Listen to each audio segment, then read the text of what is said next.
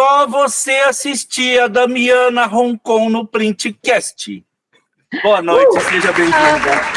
Muito obrigada. Adorei a entrada. Foi triunfal. Aí sim. Mais triunfal que a minha pulseira neon. Olha! É isso aí. Muito bem-vinda, Damiana. Bacana esse papo. Conversamos já faz um bom tempo, né? Mas, enfim, né? Falamos ali, quando surgiu o tema, como a gente conversa, mas como esse mês está um tema livre, e provavelmente os demais meses também serão, então flexibiliza bastante aí para a gente estar convidando umas pessoas sem ficar amarrado a temas. Damiana, bem-vinda. Tenho certeza que o papo vai ser muito bom. Mas antes de começar, não podemos deixar de citar os nossos patrocinadores, né, Robson, que faz o Printcast acontecer cada vez mais. A Top Coat Soluções em Verniz, a Cor e Processo, a Eurostar Duplicop, Papyrus, Semic Tintas Gráficas e a Croma Microencapsulado. E também não é o nosso patrocinador, mas vamos falar aqui do nosso parceiro Emba News, que o Ricardo foi o nosso aí, o último, né, que bateu um papo com a gente, que vão fazer muitas coisas juntas, não é, Vagnão? É isso aí, boa, vamos fazer muitos trabalhos juntos, vamos arrebentar nesse ano de 2024. Queria agradecer a presença da Damiana, vamos bater um papo legal. Queria agradecer também o pessoal que está assistindo, pedir para vocês curtirem, compartilharem o vídeo, comentar, mandar pergunta, interagir bastante aí para levar a palavra do Printcast o mais longe possível aí, para a gente poder trazer outros convidados como a Damiana aí para brilhantar o nosso programa. É isso aí. Robson, quer dar a honra da primeira pergunta? Sim, senhor. Lembrando que a gente já teve, nesse mês, a gente teve o Maradona e o Nazaré, e teve o próprio Ricardo da Emba News, agora a Damiana, ou seja, só gente, só água filtrada, só o pessoal simpaticão, só o pessoal bom de papo, pessoal gente fina, desenrolado. O Printcast está cada vez melhor.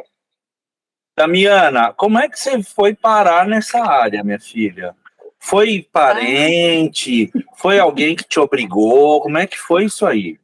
Foi, meu pai me bateu, falou, se você não for projeteira, você não entra em casa. Não, brincadeira. Então, primeiro eu queria agradecer o convite, a oportunidade. Eu acho que, assim, essa área de projetos vamos dizer assim, pouco divulgada, né, no mercado, né, até pela questão da complexidade, e vamos desvendar essa complexidade aqui nesse bate-papo. Então, vamos lá. Eu acho que eu sou do signo de Libra, então eu sempre gostei, assim, de coisas ligadas às artes e tudo mais, mas eu sempre desenhei muito mal a mão livre, muito, né, tipo, tirava o 5 na média. E aí um dia eu peguei uma revista que tinha várias embalagens de perfume e ali eu fiquei apaixonada. Falei, nossa, eu quero desenhar isso. Mas aí na hora eu pensei assim, você não sabe desenhar, você vai passar fome. Aí, falei, não, tem que ter um jeito, né? Aí eu fiz um ano de publicidade, logo que eu terminei o colégio, não gostei muito, e lá na biblioteca da faculdade, eu achei uma outra revista que falava que a pessoa queria a pergunta, né? Falava assim, eu queria seguir essa área de embalagens, como que eu faço? E aí recomendaram um curso de desenho industrial, né? E aí eu fiz uma faculdade de desenho industrial, tranquei a matrícula, né, no meu primeiro ano de publicidade, fiz o curso de desenho industrial e depois eu fiz uma pós-graduação em gerenciamento de projetos. E aí, antes, né, no caso desse gap, né, que teve que terminar e se inscrever para outra universidade, eu fiz um curso de AutoCAD, eu fiz um curso de desenho técnico, eu fiz um curso de Core, eu fiz um curso de Photoshop, e assim, gente, tudo isso foi na época, né, pelo Sindicato de São Caetano. Então, eu fazia no Senai lá de São Caetano, né, porque acho que como muita gente, né, que já passou aqui pelo Printcast, também não tinha patrocínio, né, então a gente tem que se virar. E então foi esses os recursos que eu achei para conseguir startar na área e trabalhar com embalagens. Não consegui entrar para a área de vidros e frascos, né, mas eu falo que a parte de cartuchos que me escolheu. Então eu consegui meu estágio no meu último ano de faculdade, eu falo que foi nos 45 do segundo tempo. E aí entrei na área e desde então eu venho aprendendo e me desenvolvendo com as pessoas, né? Mais com as pessoas do que pela formação do Senai, porque eu não fiz cursos no Senai. Eu fiz a faculdade, tinha um módulo lá no Senai, né, que era a parte de pré-impressão, aquela pincelada, né, sobre facas, e aí depois eu já fui direto para o mercado. Pô, que bacana. Quer dizer, você viu, gostou e foi atrás. Isso, basicamente foi isso. Legal. Pô, vocês lembram de alguém mais que foi assim? Eu acho que é a primeira, hein, gente? Porque tá na escola aí, gostar. Acho que a Camila também, né? Não lembro, Robson. Não Pô, sei. mas eu acho legal isso, viu? Pô, Eu lembro que surpreendente. no meu primeiro dia do estágio, né, eu cheguei em casa e falei, ai mãe, então é assim, eu faço as embalagens, né, aí tem que desenhar, mas aí é um outro software, aí a minha mãe falou assim, ah, então você põe a arte lá nas caixas, faz aquelas coisas coloridas, bonitas, eu falei, não mãe, eu faço o estrutural, ela, ah, então você faz caixinha? Eu falei, eu faço caixinha. Mãe é mãe, né? Daviana, aproveitando, falando de, né, que o que você comentou de embalagem, sua mãe até falou caixinha, enfim. Na verdade, eu vou fazer duas perguntas, porém uma Dois travaram. colocando alguns pontos aí. A primeira, você falou que fez vários cursos, né? E o quanto para você esses cursos, né, foram aí fundamentais, não só para a sua evolução profissional, que está atrelado, obviamente, ao seu conhecimento e o quanto você gera de resultado com esse seu conhecimento, né? Então, quanto eles foram importantes. E agora falando um pouquinho da embalagem para você, né? Quais são as principais características de uma embalagem? O quanto que ela impacta realmente numa venda? Porque a embalagem é um nosso motor, tudo tem embalagem, né? Os números, se eu não estiver equivocado, os números apresentados pela Abigraf nos últimos 10 anos, o mercado de embalagem cresceu mais de 20%. E de todos os segmentos, ele e segmento de rótulo e etiqueta que também demonstrou crescimento. Os demais segmentos ou reduziram, ou estagnaram, enfim. Então, ele realmente é uma mola propulsora no nosso segmento. De modo geral, né? O quanto que uma embalagem é importante no ponto de venda e quais são os principais atributos de uma embalagem? Vamos lá. Então, assim, sobre os cursos, né, assim, acho que é a primeira parte mais importante, né, às vezes a pessoa, ela vai lá no Senai, ela faz um curso de Artios CAD ou de Engeviewer, é legal, é importantíssimo, porque acho que hoje a maioria das empresas usam esses dois softwares, né, são, assim, o carro-chefe, mas eu falo da questão da importância de você aprender o desenho técnico, né? Não é, a gente não pode restringir só ali dentro da gráfica. Às vezes o meu cliente, ele tem uma planta técnica super complexa. Eu vou dar um exemplo de uma planta técnica bem bestinha, cheia de detalhe. Sabe o blister da da escova de dente? Aquilo, a gráfica só entrega uma cartela. E aí, se você parar e falar assim, eu só vou fazer ali o retângulo, tá errado, porque ali eles têm vários detalhes esmiuçados de assim, qual que é o posicionamento da bolha, qual que é a área de colagem, qual que é o limite máximo da parte de arte, aonde que vai o picote para você poder furar e puxar a escova de dente, aí você tem um refilo que é feito lá no cliente, então assim, são detalhes que são pequenos, mas que são assim de uma grande relevância, porque se você errar alguma coisa e acabar passando no processo dentro da gráfica e sair lá no cliente, ele não vai conseguir produzir, porque ele já tem um esquadro na máquina dele, ele já tem um limite, ele já tem uma programação. Então, eu acho que essa parte é muito importante, você saber, né, um desenho técnico, por conta das especificações que vêm dos clientes, e às vezes vêm especificações de fora, né, do Brasil, em inglês, enfim. Então, essa primeira pergunta, respondido, tá ok? Não, tá ok. E só né, agregando, estudar realmente é super importante, né? Mas eu tenho certeza que ao longo da sua trajetória você não, você pegou isso, mas você aplicou, né? Você demonstrou resultado prático, que também você só estudar e não gerar resultado, não vale de nada, né? Então, com certeza você demonstrou muito resultado, não tenho dúvida disso. Certo. Então, agora vamos para a segunda pergunta, né, que são das premissas da embalagem. Eu acho assim, né, a embalagem, ela é tudo. Ela é um encantamento, ela é um acondicionamento, ela é um transporte, ela é tudo. Então, assim, se a gente for abranger o mercado, é a parte lá do delivery, do fast food, é a do medicamento, que tem uma série de regulamentações em questão de arte, você não pode ter mistura, você não pode fazer mix de arte na hora da impressão. Às vezes a empresa ela não consegue reduzir o número de SKUs, né, que, por exemplo, assim, uma caixa ele usa para 5 produtos, né, às vezes a empresa não pode, por alguns detalhes ou quesitos, né, na embalagem. Então, agora eu estou trabalhando mais com papelão, então essa coisa de transporte, caixas para frutas, verduras e legumes, que também é outro universo, porque ela faz um empilhamento, ela tem um encaixe, ela tem um invase automático também, que é muito rápido. Como é que mais que tem? Cintas de cerveja, né? Quem que não gosta de tomar uma cerveja? Então, assim, é muito complexo. E eu acho que essa questão da premissa, Robert, vai de acordo com a necessidade do cliente. Porque, às vezes, o cliente ele tem uma necessidade mais técnica, né? Olha, eu preciso envasar esse meu produto e eu preciso, por exemplo, que essa caixa de papelão atenda o empilhamento, e tem aquela parte, assim, que é o que você trabalha mais com agência de publicidade. Olha, eu tenho uma influencer, eu preciso fazer uma caixa premium para poder alavancar as vendas ou divulgar um novo produto. Então, assim, aí é um outro universo que você tem que estudar, né? Eu vou fazer uma caixa rígida, eu vou ter uma laminação, eu vou ter um hot stamping, ela vai abrir com imã, ela vai abrir com velcro, ela vai abrir, vai saltar um cartão que pula, porque tem tudo isso também, tá? Esse mercado, assim, de publicidade é meio maluco, tem umas ideias bem diferentes, né? Então, eu acho que isso, assim, vai da característica da necessidade do cliente, assim, não dá pra gente falar dessa receita, é X, Y e Z, para poder atender. Damiana, nesse contexto, então, é muito importante a experiência,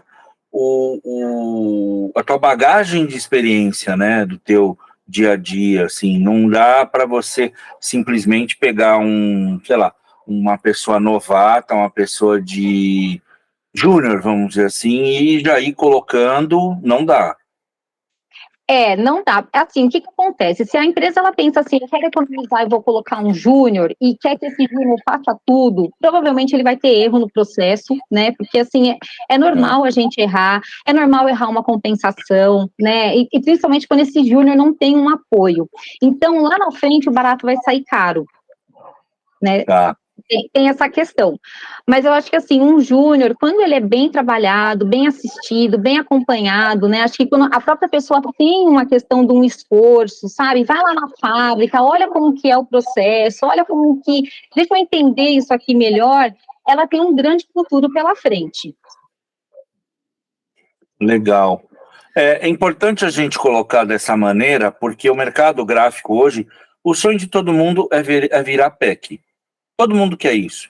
E a gente vê um monte de colegas, amigos, gente que a gente preza muito, que está migrando. Então, quando eu falo assim, pessoal, embalagem não é facinho, não é simples, eu não estou desmerecendo ninguém, não. Na verdade, a gente quer alertar, usar a força do Printcast, porque a gente chega nas trincheiras, e alertar o pessoal. É muito sério.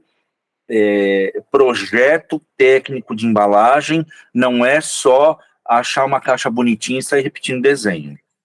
É um negócio que precisa de vários estudos, né? Com certeza. Eu lembro na época que eu trabalhava com fechamento de arquivo, e eu cheguei a fazer um pouquinho de embalagem assim, mas era bem, há muito tempo atrás. Para ter uma ideia, as embalagens que eu fazia dava saída em fotolito, então, muito tempo atrás, mas eu lembro que era o pouco que eu sabia, assim, de fazer a compensação, de fazer um trapping, fazer alguma coisa diferente na embalagem, assim, para fazer tudo manualmente. Eu não era profissional dessa área, eu era muito mais voltado para a área editorial, mas de vez em quando aparecia um trabalhinho outro de embalagem, a gente acabava fazendo, né? Mas eu lembro que é muito complexo, bem difícil, assim, tipo, muitas características para se prestar atenção. E um outro ponto é assim, os personados do Engerview e do Artuscad, às vezes eles não entregam, né, essas compensações em relação ao material que você está usando. Então, assim, ele não é garantia que eu vou colocar lá a medida, comprimento, largura e altura, e a caixa vai fechar e vai funcionar corretamente. Porque tem coisas que você tem que analisar e estudar, né?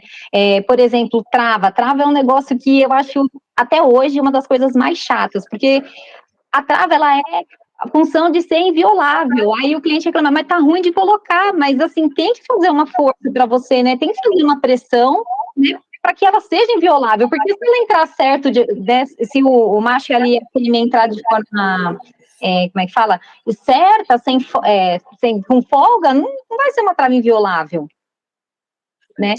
E assim, um outro ponto também, eu vou dar uns estudos de casos aqui ao longo da minha carreira, né? Às vezes a plotter, ela não faz o que a máquina entrega. Então, um exemplo bem bestinha. Sabe aquelas embalagens de filme de PVC, que ela é mais compridinha? Ela é quadrada, né? Ela é quadrada assim, né? Nas medidas, elas são iguais, né? Ela é retangular e tem lá o fundo automático. Então, assim, eu fiz aquela embalagem, segui as compensações certas do fundo automático, cortamos na plotter, mandamos o mockup, o cliente aprovou, aí quando chegou na produção, eles tentando montar, tipo, tinha que forçar mais para poder montar. E aí, assim, fazendo toda uma análise, um brainstorm, eu falei, poxa, mas olha, eu tô com uma capa afinado, mas funcionou, não, vamos cortar mais a amostra na plotter. Então, assim, verificou que aquela compensação que eu usei no fundo, ela era um milímetro a mais do que precisava para poder deslizar a trave e encaixar. Então, assim, é uma coisa, assim, muito técnica, e você tem que ter um pouco de expertise, né, para isso, e vivência, gente, não tem uma receita de bolo, é experiência, é erro, é acerto, é você ir lá investigar também. Aí eu falo que nesses momentos eu viro CSI. Pô, que fera, meu. Olha só, por causa de 1 milímetro. Cheio de profissional iludido, achando que eu vou pegar aquele banco de arquivos do software, os softwares são excelentes. Aliás, quem quiser comprar em Envio, fala com a gente, foi processo patrocinador do Printcast e vende. Mas, assim, não é só, né? Eu tive a oportunidade de fazer um curso no Senai com o Rui Lanfredi, e é sensacional. O que a gente aprendeu foi muito mais da parte estrutural do que do software mesmo. O software é baba. Mas você ter a manha de saber como que compensa, onde que isso é fantástico. Então, assim, uma outra coisa, assim, que eu acho que é bem importante do processo de desenhos é a organização, né? Então, assim, o projeto lá, ele vai ser aberto, enfim, tem empresas que são mais organizadas, tem empresas que não, tem empresas que têm sistemas, outras não, mas assim, eu acho que o importante é o projetista saber se organizar. Minha demanda só vem por e-mail, monta uma planilha, cria uma rastreabilidade, olha, esse projeto aqui foi a versão 1, depois teve uma alteração da versão 2, depois teve não sei o quê. Porque senão, quando dá um problema lá na produção, você não consegue rastrear. E eu já fui contratada numa empresa porque o projetista, ele mesmo, depois de 13 anos, ele conseguiu fazer assim, de uma forma que nem ele conseguia se achar. Por quê? Abria o projeto de um nome, aí salvava o desenho com as medidas, aí cadastrava com uma outra classificação, e isso, assim, no começo, beleza, eu consigo, a empresa é pequena, mas depois que a empresa vai crescendo, você fica um negócio assim desproporcional, né? Então, assim, ter a organização é bastante importante também no seu trabalho e no dia a dia, né? E até para as entregas, né, dos seus resultados. Você vai conseguir entender quantos projetos você faz por dia, quais são os mais complexos, você consegue dar prazo para o time de vendas, você consegue, talvez, gerenciar, né, porque tem gente que também trabalha, eu já trabalhei nas duas frentes já ali, no meio do caminho, eu abastecia toda a fábrica, tudo com as informações, né, eu falava que ali eu era o coração da empresa, então, vendas me mandava a demanda, eu fazia toda a estruturação, todo o estudo, e aí eu bombeava todas as informações para a fábrica inteira, desde o orçamento, do papel que vai ser usado, do verniz, paletização, compra de faca, se vai fazer, quais são os fluxos que vai ter dentro da empresa, então assim, tudo, então dali que bombeia, né, e se for uma informação errada, gente, depois que imprimiu, morreu, não dá para consertar, a maioria das vezes, um ou outro ainda dá, né, mas a maioria das vezes não dá. Essa parte do verniz é muito importante. Por sinal, temos um patrocinador com soluções em vernizes. Você que busca aumentar a rentabilidade do seu negócio, produtividade, faça contato com o nosso patrocinador.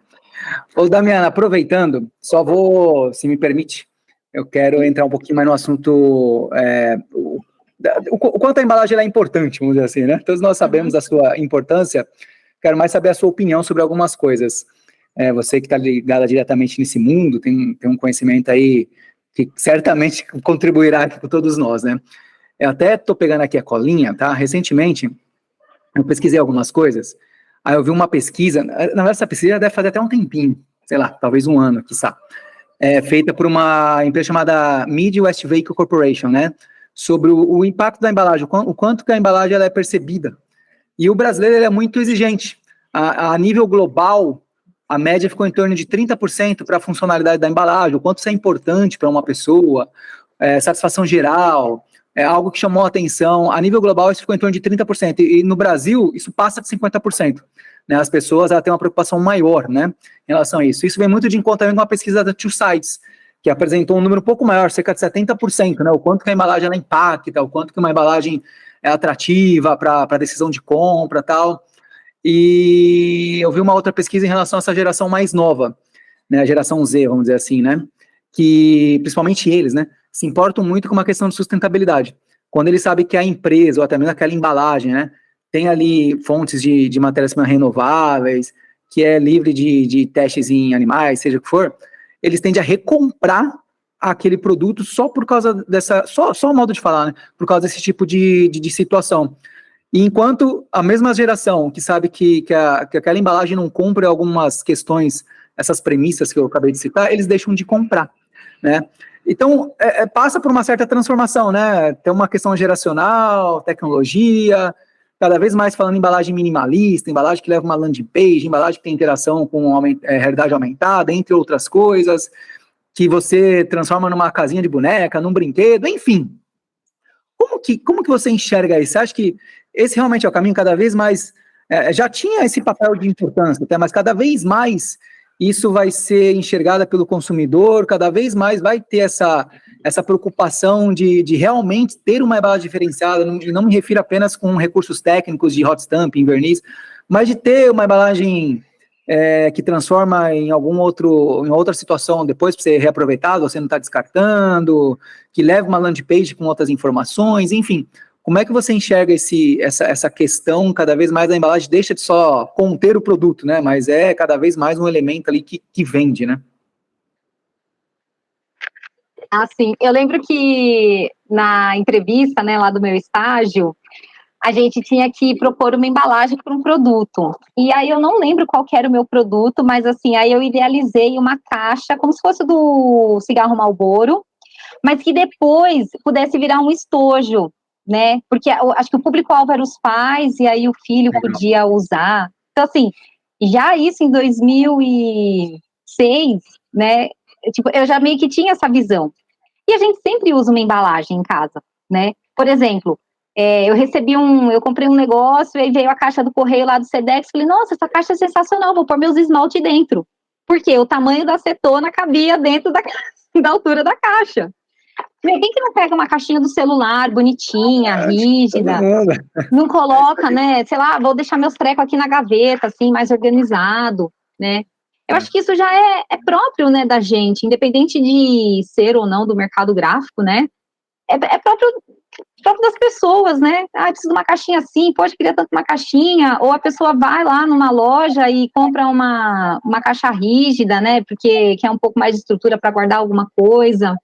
E eu acho que é muito interessante isso, né, das novas gerações, né, da geração Z, exigir vamos dizer, essa rastreabilidade, né, por isso que a gente já tem o selo de FSC, né, e tantos outras, como é que fala? Não é vertentes? Regulamentações, né, de falar, olha, aquele produto, ele é certificado, né, a gente não faz teste em animais, né, e eu acho que isso é muito importante a gente exigir não só da embalagem, mas dos produtos que a gente consome, né, seja um medicamento, seja um creme, um sabonete, assim, tudo, né. A embalagem, na verdade, ela se comunica, né, isso, sempre. Né, desde o primeiro curso lá do Senai, não vou falar quando, mas enfim, né, já falava, né, Robson, pô, e aqui não tinha essas tecnologias que tem hoje, né, mas assim, pô, você não vai comprar ali uma salsicha que a embalagem ali tá verde, o produto pode estar maravilhoso, E não estamos nem falando de recursos técnicos, não falando de nada, falando de um erro operacional ali e tal. Mas a embalagem literalmente vende, cada vez mais a galera tá preocupada com essa questão ambiental, de animal, de redução de matéria-prima. Antigamente, você via muito embalagens tamanho família. Cara, a gente não encontra, porque cada vez mais também as famílias estão menores, né? Um filho, se couber um cachorro, nem filho. Você não encontra mais embalagem de família. Então, cada vez mais tem que acompanhar, obviamente, esse movimento. Não tem como, né? Você tá falando isso, cara, eu lembro, eu sou mais velho que todos vocês, eu já passei de 50. Então, no final dos anos 70, a embalagem dos sucrilhos vinha com um avião. Tinha vários modelos de aviões, não sei se vocês pegaram isso, eu peguei. Então, no sucrilhão grandão atrás, tinha o desenho e não tinha picote, mas tinha aquela meia tesourinha. Cara, para mim, durava dias aquilo, porque eu cortava a caixa, recortava direitinho, fazia os rasgos, montava o avião. Meu, era uma brincadeira, e curioso, passaram-se mais de 40 anos, e eu lembro disso. Está na minha memória, está na minha memória afetiva isso, né? Ou não sei se é por isso que eu gosto de avião. Eu fiz um projeto uma vez para um cliente que queria uma caixa interativa com as crianças, para que o objetivo deles era que as crianças comessem sem perceber. Olha, então, assim, era uma estratégia de marketing, assim, olha, se a gente fizer uma caixa interativa, vocês podem usar a criatividade de vocês, nosso objetivo é que venha, tipo, mais produto lá e a criança consuma sem perceber, né? E aí a gente sabe que isso impacta em questão de obesidade infantil, saúde, déficit de atenção e uma série de outras coisas, né? A gente fez, né? Mas eu, assim, pela minha política, né, pessoal, eu não concordo, mas a gente atendeu lá o que o cliente pediu.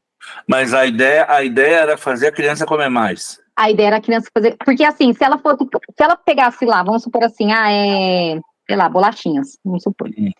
E aí ela estivesse ali brincando, ela ia comer, brincar, e daqui a pouco ela ia falar, nossa, mas já acabou? Sabe como a gente faz isso? Mas já acabou? Eu acho que o marketing faz isso com a gente também, adulto, né? Com outras coisas, né? Mas assim, foi muito, muito intencional, né? Isso. Caramba. Olha só a força que tem, né? A embalagem levando criando um hábito, ampliando um hábito que a pessoa tem. Querendo instalar, né, um hábito, um comportamento que às vezes a pessoa não tem, né? E a gente vê que hoje as famílias também, elas não almoçam ou jantam na mesa, né? Um sofá, um no quarto, outro no celular, né? Isso também mudou, acho que, no perfil da família. Isso é chato, né? Você falando agora de perfil, e realmente mudou, até uns bons anos atrás, né?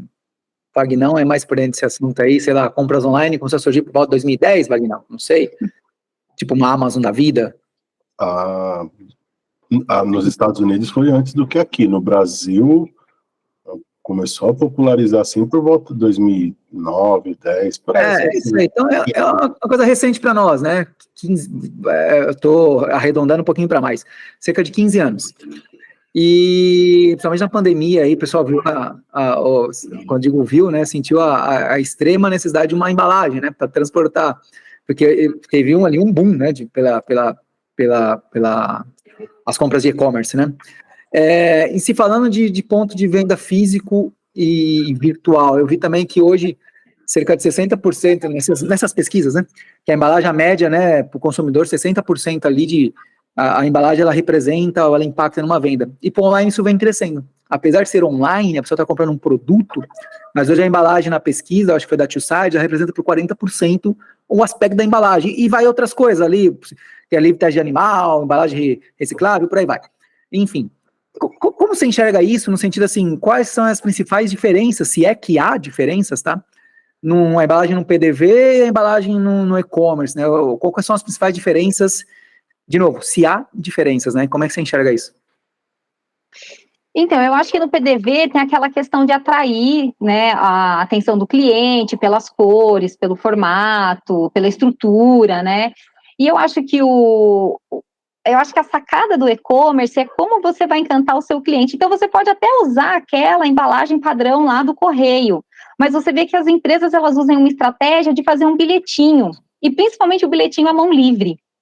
Oi, fulano, está aqui o seu produto, eu espero que você use, tenha bons momentos, desfrute, tal, tal, tal. Então, eu acho que esse detalhe de surpreender, né, o consumidor, fazendo ele se sentir especial, né? Porque se eu olho lá um papelzinho com o meu nome, eu vou me sentir especial, né? Eu acho que é um plus que as empresas acharam, né, encontraram, né, esse caminho para poder encantar o cliente.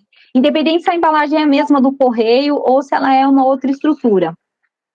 Sim, a mão porque você humaniza, né? Você mostra uma pessoa do outro lado ali, né? É. Eu vou compartilhar aqui, eu comprei um livro eu acho que foi livro da Reserva, uma marca de roupa, né? E recebi numa caixa bonita, e tinha um bilhetinho, e tinha uma espécie de um perfume ali, que é mais pro lado do marketing sensorial, né? A questão olfativa, e é isso. Realmente você se sente exclusivo, vamos dizer assim, né? Então essa humanização ela é super importante também, concordo. E aí o que fica é a experiência do consumidor. Então, assim, provavelmente você vai comprar um outro porque você gostou dessa experiência. E o nosso cérebro quer aproximar a gente nessa experiência positiva. Total. Já que eu tô no embalo, vou fazer mais uma, tá, Robson? Depois você vai aí. Tô falando de embalagem, né, da importância e tal, e você, em determinado momento, você comentou que liberava, acho que o arquivo mencionando tudo certinho ali, verniz.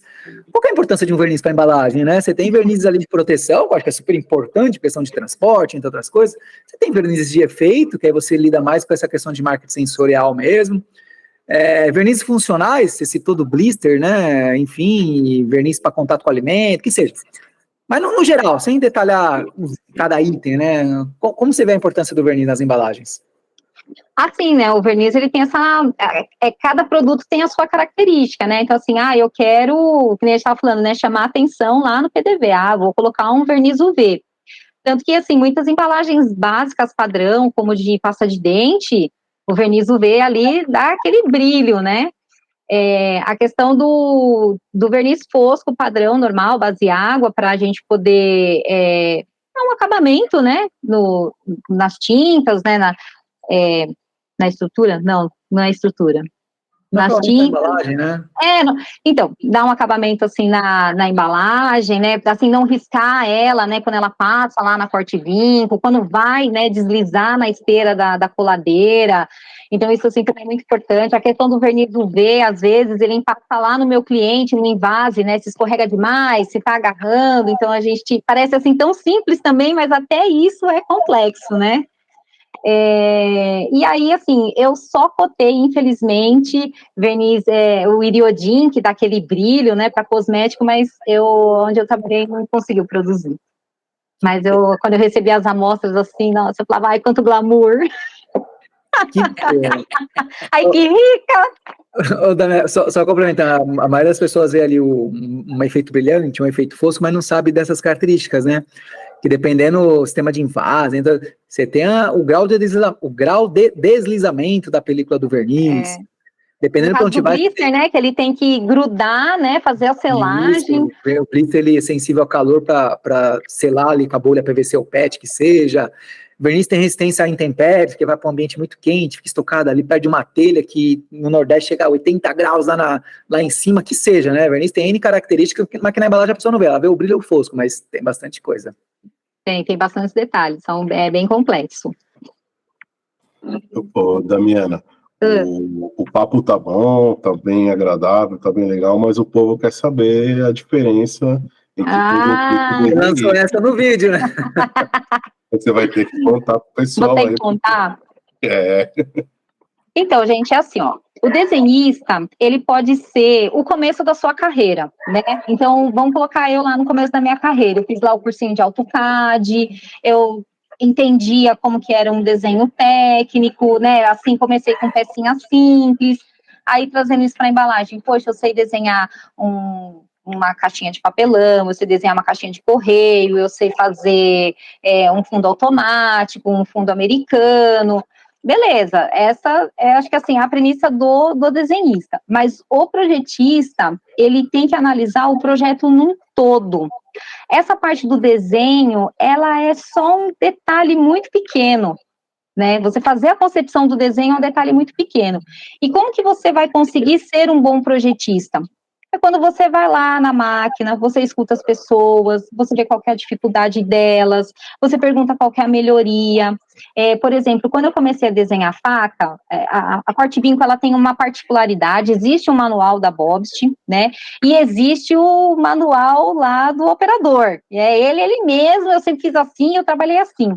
Então, e cada gráfica tem a sua particularidade também, né, em relação, assim, às facas. Então, como que eu aprendi a desenhar um destacador, macho e fêmea, né, fazer de uma forma, assim, eficiente? No começo, eu ia lá na máquina, lá com o preparador, e falava assim, olha, esse aqui é o desenho, onde que eu destaco? Ele falava, ó, sempre destaca tudo e só deixa a pinça, porque conforme a Corte Vinco ia batendo, eles iam puxando, né, na pinça. E aí, assim, de tanto eu ir lá, aí, assim, eu comecei já a me ligar nos esquemas, e aí eu só ia lá e falava assim, olha, ficou legal assim, ó, pensei nesse projeto, assim, e aí eu conseguia entender e justificar o porquê eu estava fazendo daquela forma, né? E além disso, né, a questão do projetista, é como eu falei lá no começo, né, a gente é o coração da empresa. Todas as informações, quem vai abastecer é a gente, então, assim, todo o sangue vai correr ali pelas veias. E você não é que você não pode errar, eu já errei, eu já assumi o erro, eu nunca fui mandada embora por isso, né, muito pelo contrário, eu acho que a honestidade é algo acima de tudo. A empresa, ela pode tomar a decisão de me mandar embora, porque causei um prejuízo e tudo mais, mas o fato de eu ter sido honesta é o que vai ficar marcado, né, é o que vai fazer as pessoas me recomendarem para o mercado, né? Então, assim, voltando lá para ser um bom projetista, é escutar as pessoas, é entender como que é o processo lá no chão de fábrica, é você também entender o comercial e conseguir falar para ele qual que é a dificuldade da fábrica em produzir um projeto, ou porque às vezes tem projeto que tem que ser 2 entradas de máquina, e 2 entradas de máquina você perde no seu orçamento, né? Tentar achar estratégias para que não tenha 2 entradas numa coladeira ou numa Corte Vinco, né? Assim, ser parceiro do seu fornecedor. O fornecedor também ensina muito a gente, muito. Assim, eu tive N desenhistas que, nossa, me deram, assim, muito apoio. E você ser o projetista é você pensar na cadeia num todo, né? O desenho não. O desenhista, ele vai ficar ali, ele vai ficar focado, vai dar um Ctrl+C, Ctrl+V, ele pegou uma embalagem lá, mas essa embalagem aqui não está encaixando muito bem, mas se o cliente faz assim, o fornecedor faz assim, eu vou manter assim. E assim, lembre-se, você pode até fazer, mas a decisão é do comercial e do cliente. Então, assim, olha, eu tenho essa embalagem aqui, que é como o concorrente faz e é como eu recebi. Mas eu percebi que tal coisa não está certa e eu fiz esse modelo aqui. Você leva para ele aprovar? Esse aqui é o certo, explica para ele, se precisar, me põe na conversa, enfim. Então, assim, a gente tem que fazer o certo, não é porque o concorrente fez o Ctrl+C, Ctrl+V errado, que a gente tem que ficar replicando o errado. Pô, que massa! Muito bom, muito bom. Eu não queria falar nada, viu, Bobst? Mas a gente não tem nenhum patrocinador da área de vocês, viu? Tamo facinho, tá? Vem em nós.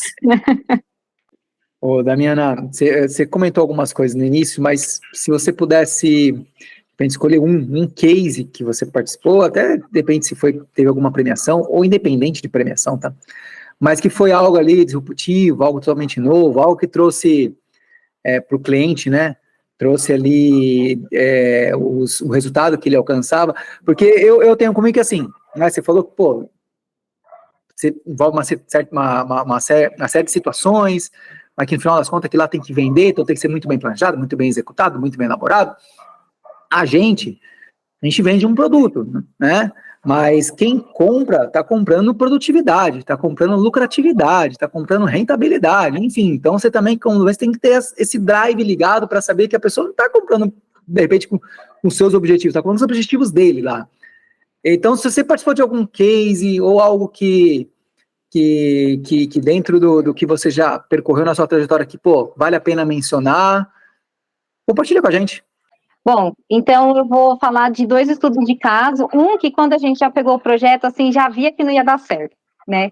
Esse foi uma agência, a agência lançou a ideia para a empresa e eles queriam que a gente fizesse um display para ficar lá no ponto de venda da farmácia, eram barrinhas de cereais, então eram 6 sabores de barrinhas, cada uma tinha uma espessura, umas eram mais finas, outras mais grossas, e aí esse display, ele não podia ser qualquer display, além das divisórias, ele tinha que ficar inclinado, só que é papel. Caramba! E o display pesava 1 quilo. Caramba! Olha, assim, aí na hora que você pensa, você pega aquele projeto e você fala, não vai rolar. Não é sendo pessimista, agora eu vou explicar no detalhe. Fui lá, desenvolvi, então assim, para ele ficar inclinado, não podia ser uma caixa de fundo automático, que é uma montagem rápida, que é o que a gente tem uma eficiência na linha de produção do cliente. Então, eu tive que fazer uma caixa de parede dupla. E aí, embaixo, eu fiz 2 triângulos para que ela tivesse uma leve inclinação, também não dava para ser muito grande, assim, uma leve inclinação. E esses 2 triângulos, você destacava, encaixava lá numa travinha, e ele ficava levemente inclinado. Por que o projeto não ia dar certo? Porque o ponto de venda, ele tinha lá vários sabores, né? Vamos por chocolate, coco, morango, damasco. E o de chocolate geralmente sai mais do que os outros sabores. Então, assim, o cara abriu a caixa, tá lá tudo completinho. Aí, um dos sabores vendeu mais, acabou. O que ele faz? Ele não repõe? Ele só pode abrir a próxima caixa?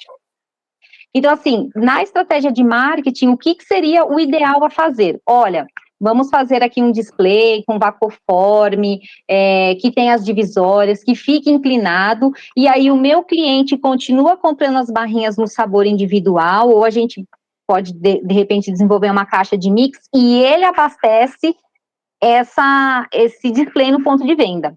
Aí sim, é legal. Porque acabou de chocolate, ele repõe só chocolate. E assim, vamos supor que o damasco é o que menos vende, o negócio fica rolando lá 3 meses. Ele vai pegar, abrir o outro display e vai ficar abastecendo, né? Então, assim,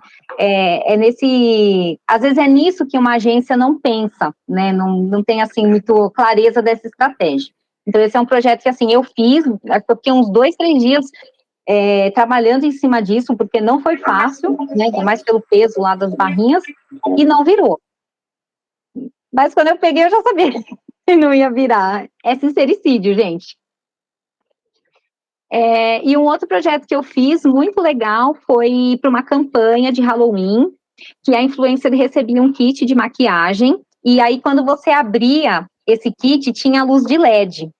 Então, assim, ela tinha que se maquiar, essa que era a ideia, né? Ela se maquiava e embaixo tinha os produtos, né, da empresa.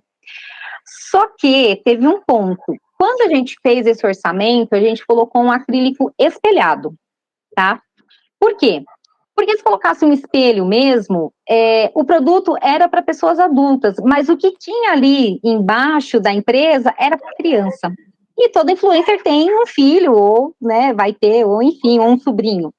E aí, quando a empresa bateu o pé que queria o espelho, a gente chamou o pessoal do comercial e falou assim, olha, nós como técnicos, projetistas, vamos alertar em relação ao espelho, né? E aí, até o gerente comercial falou assim, não, mas assim, são poucas caixas. Eu falei, tudo bem, são poucas caixas, mas eu só preciso que uma dê errado. Se uma der errado, quem que vai responder a ação e o processo? É só isso. A gente não vai deixar de fazer, mas esse alerta tem que ser passado. Deu tudo certo, ninguém se feriu, a caixa ficou maravilhosa, também demandei acho que quase que uma semana em cima desse projeto, e assim, o resultado assim, foi bem satisfatório.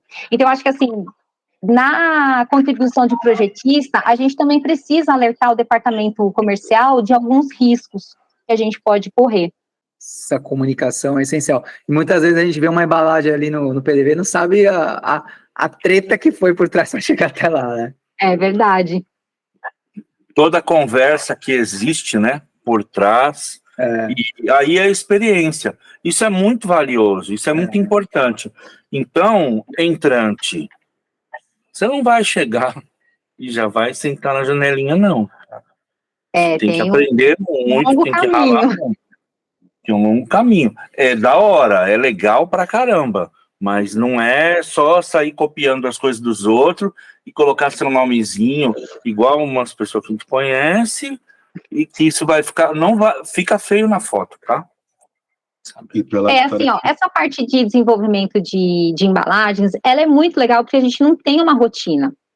Não é igual, vamos supor assim, a pessoa lá no Contas a Pagar e Receber, que ela vai, fica na planilha, e aí ela vê. Não, cada dia é um dia, cada dia é uma coisa. Às vezes você chega e fala assim, não, eu vou resolver tais coisas, aí começa a dar um monte de problema na produção, aí eles te chamam, aí você tem que acompanhar. Então, assim, é muito legal e muito dinâmico. E também é uma área de muita pressão, né? Porque, assim, se não tem pedido dentro da fábrica, o comercial tá ali, ó, suando para poder vender. E aí a pressão ela ainda é maior em relação aos prazos, e os prazos são cada vez mais curtos, né? Então, assim, existe um estresse, existe um nervoso, existem informações incompletas, né? É uma loucura, mas eu acho que é muito legal, assim, é um ritmo frenético, e eu, pelo menos, eu gosto muito dessa dinâmica. Muito legal. Eu ia falar exatamente isso antes que você falou, que não tem rotina, né? Cada dia é uma coisa diferente, um desafio diferente. Tá fazendo uma caixa com luz de LED, daqui a pouco você tá fazendo um blister, daqui a pouco você tá fazendo... Cada hora é um produto diferente, né? Então, Damiana, a gente está assim caminhando aqui para o final. Temos que guardar para ter mais outro episódio, pô. Pode fazer, ó. Pode ter parte 2? Vão surgir muitas dúvidas, muitas perguntas, né, Magalhães? Não entregar tudo aqui para a galera interagir. Tudo! Só um pouquinho do doce, né? Põe o doce na boca da criança, depois vamos de novo.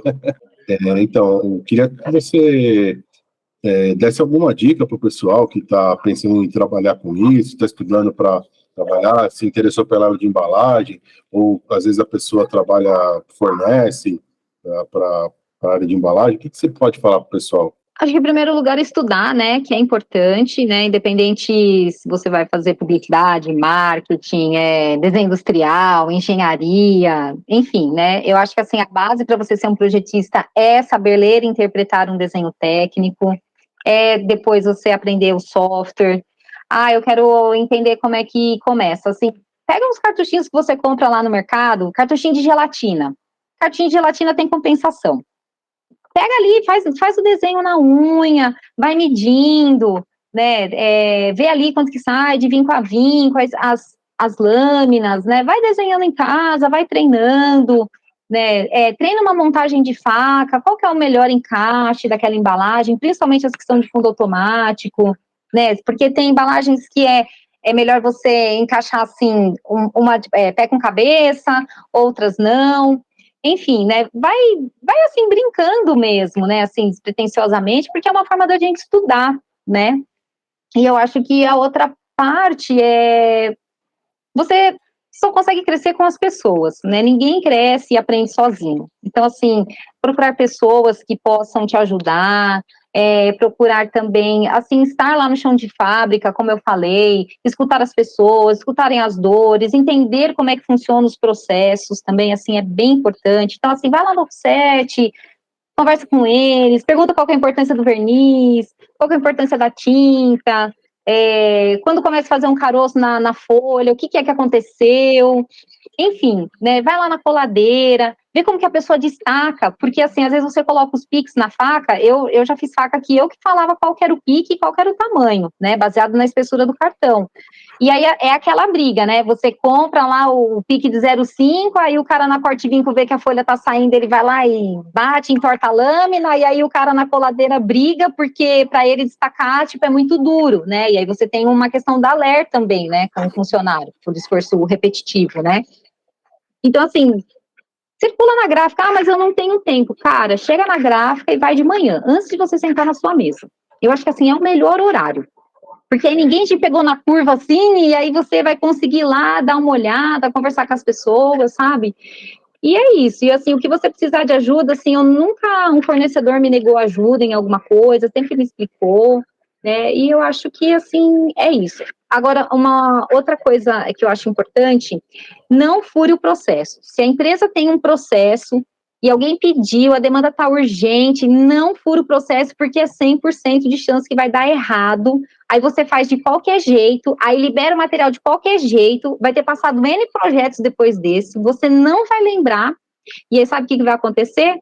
Vai dar errado lá na frente, e eles vão falar assim, ué, mas você é o especialista, você não viu? Olha! Tem uma expressão muito boa. Depois eu ponho uma coisa aqui, fala, a pressa vai, a fica, né? Então, aí quando dá errado, a pressa acaba, né? Então, assim, procura fazer as coisas de forma coerente. Oh, meu Deus. Tinha que rolar a risadinha, né? Gostei. Gostei.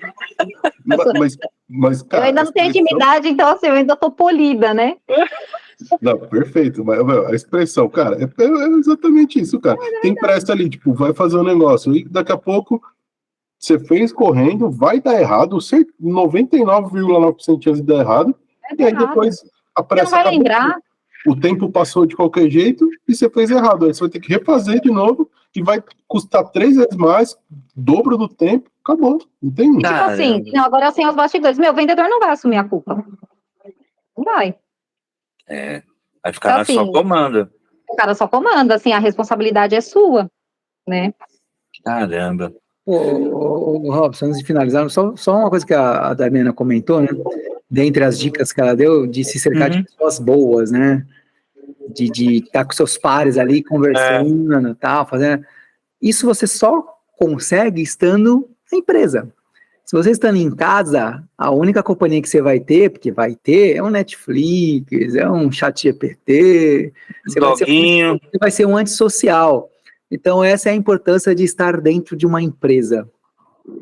Legal, muito valioso. Uma das importâncias. Eu acho importante você lembrar isso, Robert. É fundamental, cara. A pessoa, quando fica só ali isoladinha no home office, ela perde muito. E outra, né, Robson, desculpa, dependendo da maturidade do profissional, da empresa, eu acho que vale super a pena, dependendo da situação, o segmento da empresa, flexível e tal, tá tudo certo. Mas eu me refiro muito a essa galera que tá começando, que tá exigindo começar como home office. Você não vai interagir com ninguém, você não vai conhecer pessoas mais experientes que você para estar aprendendo, para estar conversando, você já vai começar a trabalhar querendo ficar em casa. Cara, não rola. Se você busca evolução profissional, você não vai ter, cara, na boa.